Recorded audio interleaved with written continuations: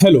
आज हम लोग पढ़ेंगे reasoning ability and problem solving के topic problem solving and analysis का पार्ट सेकंड। इसमें हम लोग जो भी टाइप्स हम लोग ने पिछले अपने लेक्चर में नहीं पढ़ा था, जैसे कि टाइप 3 और टाइप 4 के क्वेश्चन जो फॉर्म होते हैं, उनको आज देखेंगे कि किस तरीके के क्वेश्चंस आते हैं, उनसे किस तरीके के क्वेश्चन फॉर्म होते हैं, और ठीक है वो चीज देखेंगे।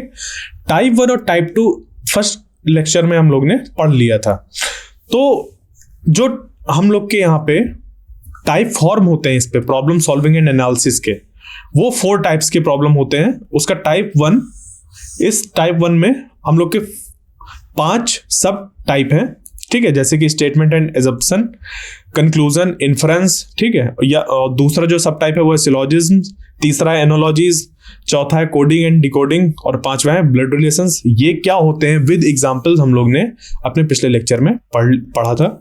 अब ये जो टाइप 2 है हम लोग का मैथमेटिकल एंड क्वांटिटेटिव रीजनिंग्स, इसको भी हम लोग ने अपने पिछले लेक्चर में पढ़ा था विद एग्जाम्पल। नंबर, जैसे कि इसका जो पहला सब टाइप है नंबर सीरीज एंड सीक्वेंस, दूसरा है मैथमेटिकल ऑपरेशंस, इसको भी हम लोग ने पढ़ रखा है। क्लियर। अब इसका जो आगे वाले टाइप हैं उनको हम लोग को पढ़ना है, तो बाकी 2 टाइप बचे हुए हैं, क्योंकि 2 टाइप हम लोग पढ़ चुके हैं। टोटल 4 टाइप्स के इस पे प्रॉब्लम बनते हैं। तो जो तीसरा टाइप है वो है एनालिटिकल पजल्स का, और चौथा टाइप है नॉन वर्बल रीजनिंग का। टाइप 3 में 2 सब टाइप है, एक है सिटिंग अरेंजमेंट, दूसरा है logical grids. Type 4 non verbal reasoning के 2 सब टाइप है, एक है सीरीज कॉम्प्लीशन, दूसरा है इमेज रोटेशन या फिर मिरर इमेजेस। क्लियर। तो इस पे होता क्या है वो हम लोग विद एग्जांपल देखते हैं, एग्जांपल से समझेंगे कि ये किस तरीके के क्वेश्चन इस पे फॉर्म होते हैं। तो टाइप 3 एनालिटिकल पजल का हम लोग का ये पहला जो सब टाइप है उसका क्वेश्चन कुछ ऐसा होता है सिटिंग अरेंजमेंट्स का। इसमें हम लोग को इंफॉर्मेशन दिया होगा कि ये देखिए, ये जो पर्सन्स हैं वो ऐसे बैठे हुए हैं, ये इसके राइट में बैठा हुआ है, बी उसके लेफ्ट में बैठा हुआ है, इस तरीके से कुछ इन्फॉर्मेशन दी होती है। फिर एक अरेंजमेंट फॉर्म होता है, फिर बता देना होता है कि इस जगह से ये किधर पे बैठा हुआ है। ठीक है, तो ये क्वेश्चन से देखते हैं, इसको समझते हैं। इसमें सबसे पहले इन्फॉर्मेशन क्या दी हुई है वो लिखी है, 8 persons are sitting around a circular table facing towards the centre of the table. एक कोई टेबल है, उस टेबल के चारों तरफ 8 लोग बैठे हुए हैं, उसके चारों तरफ 8 लोग बैठे हुए हैं, ठीक है। और वो 8 लोग ऐसे बैठे हैं कि उनका फेस किधर है, सेंटर की तरफ, ठीक है। किसकी तरफ है, सेंटर की तरफ, उन सब का सब चेहरा किए बैठे हुए हैं। अब ये जो 8 लोग हैं, इनमें से जो M है, M sits second to the left of N। जो M है वो N से लेफ्ट में बैठा हुआ है, या फिर कह ले कि N के लेफ्ट में बैठा हुआ है। और कितनी दूरी पे बैठा हुआ है, 2 सीट में, ठीक है, second to the left of N, ठीक है। ये लेफ्ट बोल देते हैं, इसका मतलब होता कि जैसे ये N है और N के जस्ट बगल में M आ जाता, बट सेकंड लेफ्ट बोला मतलब कि एक छोड़ के। तो अगर यहाँ पे N को यहाँ पे पुट कर दिया जाए, ठीक है, N को अगर इस जगह पे पुट कर दिया जाए तो N का जो लेफ्ट होगा, N क्योंकि फेस इसका इधर है, N का जो फेस है वो सेंटर की तरफ है, तो N का जो लेफ्ट हो जाएगा वो इस तरफ हो जाएगा, और N के लेफ्ट में M दूसरे नंबर पे बैठा हुआ है, ठीक है। फिर उसके बाद दूसरी इंफॉर्मेशन दी है, only 2 persons sit between M and T। सिर्फ 2 पर्सन बैठ रहे हैं M और T के बीच में। अब M अगर यहाँ पे है तो T हम लोग का इधर भी हो सकता है, हाँ, मतलब इस डायरेक्शन पे भी हो सकता है, या फिर इधर भी हो सकता है, ठीक है। अब ये हमें चेक करना पड़ेगा। तो अगर हम बात करें T की, तो पॉसिबल जो उसकी प्लेसेस हैं वो ये हैं कि M और T के बीच में 2 लोग होने चाहिए, तो 2 लोग को छोड़ दो, तो T या तो इधर आएगा या तो इधर आएगा, अभी कंफर्म नहीं है, ठीक है। यहाँ पे एक चीज कंफर्म नहीं है, T या तो यहाँ पे, T या तो यहाँ पे। आगे पढ़ते हैं, S sits third to the right of T। जो S है, S तीसरे नंबर पे बैठता है T के राइट में। तो T के राइट में अगर तीसरे नंबर पे इस T के राइट में देखा जाए, ये ऐसे बैठा हुआ है, इसका राइट किधर होगा, इसका राइट होगा इस तरफ। T का फेस अगर इधर है, ऐसे ये बैठा हुआ है ऐसे, तो इसका राइट होगा इस तरफ। तो इसके तीसरे नंबर पे कौन है, 1 2 3 M है, ये पॉसिबल नहीं है हम लोग का, ठीक है। अब अगर इस टी को देखें, इस टी के राइट में, इस टी के राइट में, इस टी का राइट किधर होगा? फेस इधर है, इसका फेस किधर है? ऐसे इधर है, तो इसका राइट होगा इस तरफ।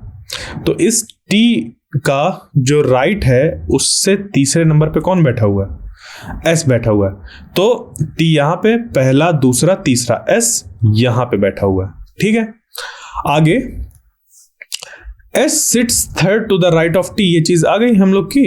अब यहां पे Q sits immediate left of S, जो क्यू है वो एस के तुरंत बाद लेफ्ट में बैठा हुआ है, एस के लेफ्ट में। तो एस अगर ऐसे इधर उसका फेस है तो लेफ्ट हो जाएगा उसका इधर।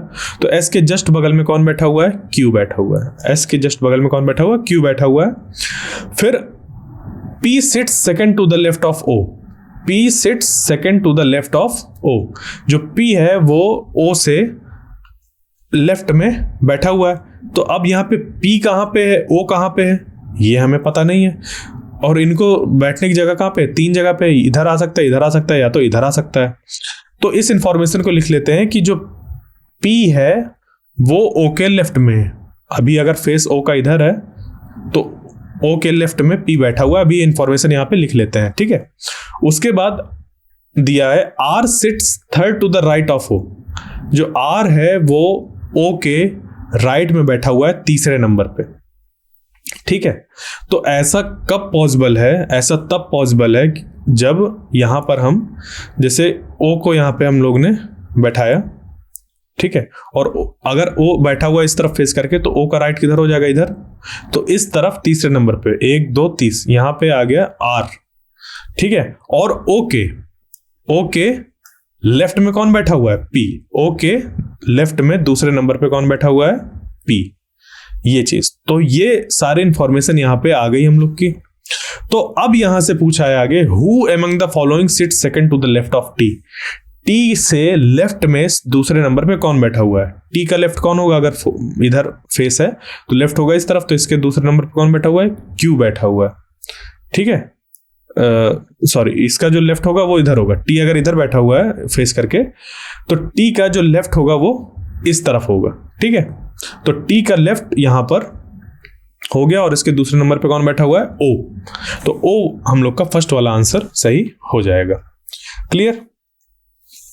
टाइप 3 एनालिटिकल पजल्स का जो दूसरा सब टाइप है हम लोग का लॉजिकल ग्रिड्स, वो क्या होते हैं उनको जानना बहुत जरूरी है। जैसे ये दिया हुआ है ये, ठीक है। इसमें क्या करते हैं? Study the given pattern carefully and select the number that can replace the question mark in it. अब यहां पे हम लोग को एक ऐसा दिया हुआ है बॉक्स बना हुआ, उस पे छोटे छोटे कॉलम्स बने हुए हैं और रो भी ऐसे बनी हुई हैं, फिर उन पे ऐसे सेल्स बन गए ऐसे, ठीक।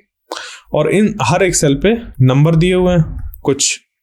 तो इन नंबर के बीच में कुछ हमें रिलेशन फाइंड करना होता है, फिर उस रिलेशन का यूज करके ये जो मिसिंग नंबर होता है वो होता है। बट यहाँ पे दिलचस्प बात ये होती है कि सिर्फ इसी तरह से रिलेशन नहीं हो सकता या इस तरीके से नहीं होगा, दोनों का कंबाइन हो सकता है, ठीक है। हमें इधर से भी चेक करना होगा, इधर से भी चेक करना होगा, हो सकता है ये ऐसे ऐसे भी जा रहा हो, ठीक है। तो यहाँ पे जो हम लोग का क्वेश्चन ये डिफिकल्ट बनता है वो ऐसे बनता है कि हमें समझ पे नहीं आता कि कौन सा सॉल्व करें, किस तरफ से उसको सॉल्व करने की चालू करें। ऐसे ऐसे रिलेशन देखें या ऐसे ऐसे रिलेशन देखें या ऐसे ऐसे रिलेशन देखें, कैसे रिलेशन इन पे देखें, ठीक है। तो अगर हम लोग यहाँ पे इसको देखें, इसको यहाँ पे, तो अब देखो सीधा सीधा रिलेशन देख रहे हैं, उस पे भी इसका अगर हम लोग मल्टीप्लाई करते हैं, क्या करते हैं 6 और 8 का मल्टीप्लाई करते हैं तो हमें मिलेगा 48, और 48 में अगर 8 माइनस कर दें तो मिल जाएगा कितना 40। तो देखो ये वाला बीच वाला नंबर आ रहा है, तो ये फिर ये आ रहा है। उसी तरीके से जब 21 और 25 का हम लोग ने मल्टीप्लाई किया, 21 और 25 का क्या करा है मल्टीप्लाई, ठीक है, और उस पे 25 माइनस करा दें तो 21 और 25 का जब कराएंगे तो ये आ जाएगा 525, और उस पे 25 माइनस होगा तो आ जाएगा 500, ठीक है। तो ये आ गया हम लोग का बीच वाला नंबर। इसी तरीके से अब क्या करना है हम लोग को, 14 इंटू 7 करना है और एक 7 उस पर माइनस कर देना है। या फिर ये भी हम लोग कर सकते हैं कि अभी जैसे इसी के अकॉर्डिंग देखते हैं, तो 14 इंटू 7 और उसमें एक 7 माइनस कर दिया। ठीक है, तो ये हो गया कितना हम लोग का 14 इंटू 7 और उस पर -7। 14 इंटू 7 का मतलब क्या हो गया हम लोग का, ये 98 में 7 गया, कितना बचा 91। तो यहां पे आंसर हो जाएगा ये। अब इसी को ये भी कर सकते थे, समझ सकते थे कि ये नंबर सारे सेम है, इनमें हम कोई नहीं चेंज कर रहे, ये 8 है, यहाँ 25 है, 7 है। जबकि ये वाला जो नंबर है, अगर इससे एक कम नंबर ले लिया जाए, 5, 6 है, उसको ले लो 5 और 5 इंटू 8 करा दो तो हो गया 40। इसी तरीके से यहाँ पे 21 था, उस पे एक कम कर दो तो हो गया 20 और 20 इंटू 25 कर दो तो मिल जाएगा 500। इसी तरीके से यहाँ पे 14 लिखा है तो इसको एक कम कर दो तो हो गया 13 और 13 इंटू 7 कर दोगे तो मिल जाएगा 91। तो ये आंसर हो गया। तो हमारे पास लॉजिक होना चाहिए, पैटर्न एक वहाँ पे फॉलो होना चाहिए, उसके अकॉर्डिंग ही हम लोग इनको सॉल्व कर सकते हैं। क्लियर? अब हम लोग नया टाइप देखने वाले हैं और ये लास्ट टाइप है हम लोग का प्रॉब्लम सॉल्विंग एंड एनालिसिस का। ये टाइप 4 है नॉन वर्बल रीजनिंग। इसमें हमारा जो क्वेश्चन फॉर्म होता है वो है जैसे इस पे पहला टाइप सीरीज कंप्लीशन का। ठीक है, तो टाइप चौथे का जो पहला सब टाइप है वो है सीरीज कंप्लीशन। इसमें ये इस तरीके से आता है जैसे ये दिया हुआ है, ये एक बॉक्स, दूसरा बॉक्स, तीसरा बॉक्स, ऐसे स्क्वायर मतलब, और ये चौथे बॉक्स पे यहाँ पे या चौथे स्क्वायर में ऐसा क्वेश्चन मार्क है। तो यहां पर ये चीज है कि हमें पैटर्न ढूंढना होगा कि इसमें क्या पैटर्न फॉलो हो रहा है और उस पैटर्न को फॉलो करते हुए हम लोग को यहाँ पे आंसर बताना होगा। तो देखो इस पे फोकस करो पहले, ये जो यहाँ पे रोम्बस है, तो देखो रोम्बस क्या हो रहा है, यहां से यहां जा रहा है, रोम्बस यहां से यहां जा रहा है, बिल्कुल सही। और ये जो यहाँ पे हमारा सर्कल था वो इधर से वापस आ रहा है, सर्कल वापस आ रहा है। साथ ही साथ जब ये उधर से जा रहा है तो ये क्या हो जा रहा है, ब्लैक हो जा रहा है, कलर हो जा रहा है। जैसे यहां से ये उधर गया कलर हो गया और वो इधर आया तो उसका कलर हट गया। और ये जो है वो इधर चला गया, एंटी क्लॉकवाइज डायरेक्शन में ऐसे मूव किया। तो देखो इसको अगर इंडिपेंडेंटली इमेजिन करो और यहाँ पे कुछ नहीं बना तो वो क्या हो रहा है कि ये जो डिब्बा है यहाँ पे और ये जो डिब्बा है और ये जो ऐसे डिब्बा है, हाँ इस पे अभी यहाँ पे था प्लस यहाँ पे था और ये ऐसे मूव कर रहा है और कहाँ मूव होके पहुंच गया, इधर अगले वाले डिब्बे में इधर। ठीक है, तो उस हिसाब से अगले वाले डिब्बे में कहाँ जाएगा, अगले वाले डिब्बे में जाएगा इधर, यहाँ पे ये आ रहा है। तो हमें एक मिल गया, क्या एक पैटर्न मिल गया कि यहाँ से ये इधर जा रहा है फिर इधर जा रहा है, तो ये आगे वाले किधर जाएगा, इधर जाएगा। इधर मतलब इधर हम बना देंगे। ठीक है, तो ये पहले यहाँ पे था फिर इधर गया। जैसे यहाँ पे जब घड़ी के हिसाब से देखे तो यहाँ जब 6 पे पहले था शुरुआत में, फिर 3 में गया, फिर 12 पे, फिर 9 में। ठीक है, ऐसे कुछ भी यहाँ पे लॉजिक हम लोग लगा सकते हैं। या तो 90 डिग्री का रोटेशन बोले, या ये कह सकते हैं कि 3 अगर घड़ी के हिसाब से देखें तो 3 घंटे में ये जा रहा है, ऐसे मूव कर रहा है एंटी क्लॉकवाइज डायरेक्शन। क्लियर? तो ये मतलब कि इस फिगर पे जो आएगा इस जगह पे वो होगा प्लस। अब देखते हैं बाकियों को।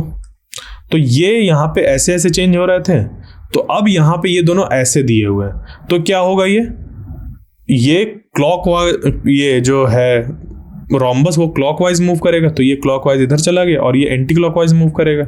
तो रोम्बस आ जाएगा इस जगह पे, रोम्बस आ जाएगा इस जगह पे, और ये जो सर्किल है वो आ जाएगा इस जगह पे। बट इनके कलर भी चेंज हो जाएंगे, ये यहाँ पे ऐसा डार्क हो जाएगा और यहाँ पे ऐसा सर्कल बना रहेगा। तो ये मिलता जुलता कौन सा है, ये है हम लोग का ये वाला। ठीक है, प्लस इस जगह पे सर्कल यहाँ पे और जो रोम्बस है वो नीचे तरफ। क्लियर? अब इसी टाइप 4 नॉन वर्बल रीजनिंग का जो दूसरा सब टाइप है वो है इमेज रोटेशन। इसमें इस तरीके से होता है हम लोग का कि ये पूरी की पूरी इमेज बनी हुई है और इसको हम लोग रोटेट कर रहे हैं। तो रोटेट करते करते आगे वाला यहाँ पे क्या आएगा, ये ऐसा है और यहाँ पे ऐसा है, तो इस जगह पे क्या आएगा। अब देखो इस पे रोटेशन हो रहा है, इस पे रोटेशन हो रहा है, तो कितना रोटेट कर रहे हैं देखो। इसका यहाँ पे ये था, अब ये कोना इधर चला गया, तो यहाँ से कितना रोटेट हुआ, अगर सेंटर से देखें इतना रोटेट हुआ। ठीक है, इतना रोटेशन हुआ।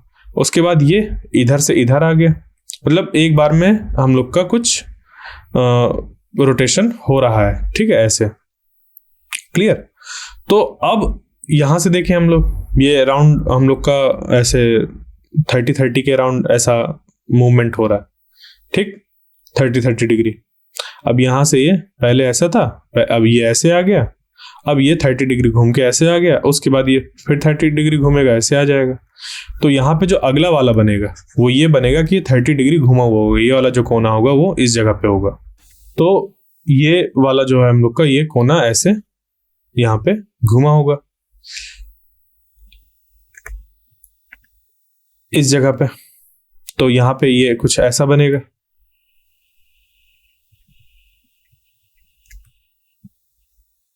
ठीक है, ऐसा ये चीज बन गया। क्लियर? मतलब ये प्रॉपर ऐसा बन जाएगा, ऐसा करके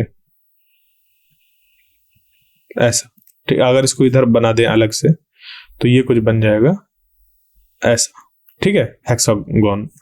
अब अंदर वाले जो एलिमेंट्स हैं उनको देखते हैं। तो अंदर वाले एलिमेंट्स कौन कौन से हैं? वो है हम लोग का एक राइट एंगल ट्राइंगल और एक एरो।